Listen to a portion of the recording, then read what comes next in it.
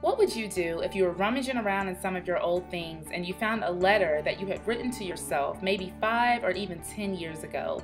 Well, a similar thing happened with a couple who sadly lost their 12-year-old daughter, Taylor Smith.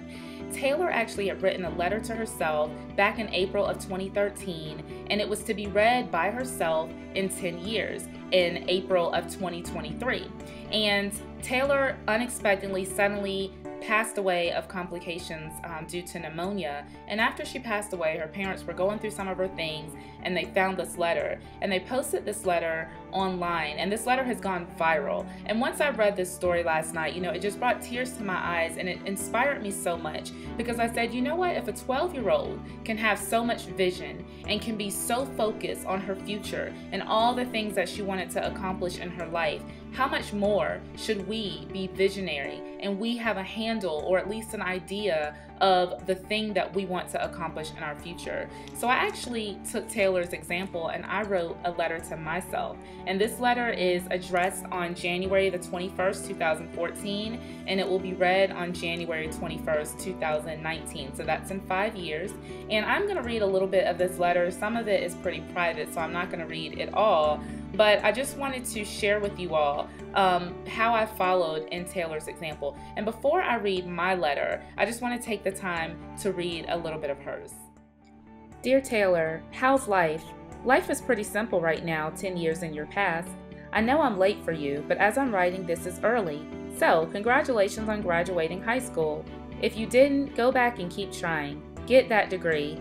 Are you, parentheses, we, in college? If not, I understand. We do have pretty good reasoning after all. Don't forget, it's Elena's 11th birthday today. She's 11 already? In my time, she just turned 1. I didn't get to go to that party though because I was in Cranks, Kentucky for my first missions trip. I've only been back for 6 days. Speaking of, how's your relationship with God? Have you prayed, worshiped, read the Bible, or gone to serve the Lord recently? If not, get up and do so now. I don't care what point in our life we are in, just do it. He was mocked, beaten, tortured, and crucified for you, a sinless man who never did you or any other person any wrong. Have you gone on any other missions trips?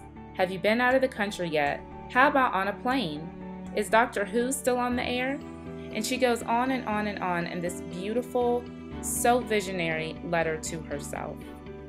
Amazing, amazing. I mean, I cannot remember what I was doing when I was 12 years old. I was pretty visionary, but I certainly wasn't that visionary. So, my heart goes out to Taylor's family. I know it's been over a year, but I just cannot imagine losing a child. I'm sure it's something that you never get over.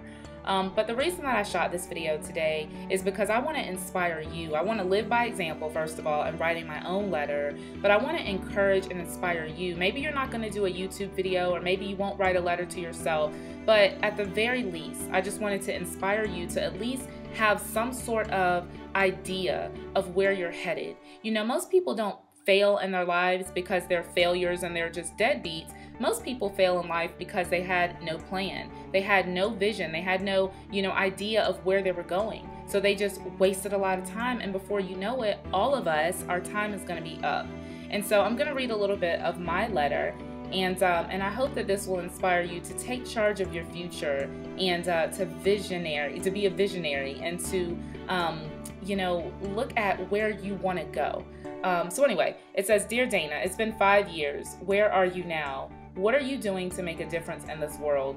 Right now, I'm sitting on my bed in front of my MacBook Pro about to shoot a video on YouTube. Hi, YouTube. My desire is to see people live the abundant life that Christ died for them to have, that they be emotionally, spiritually, and physically healthy.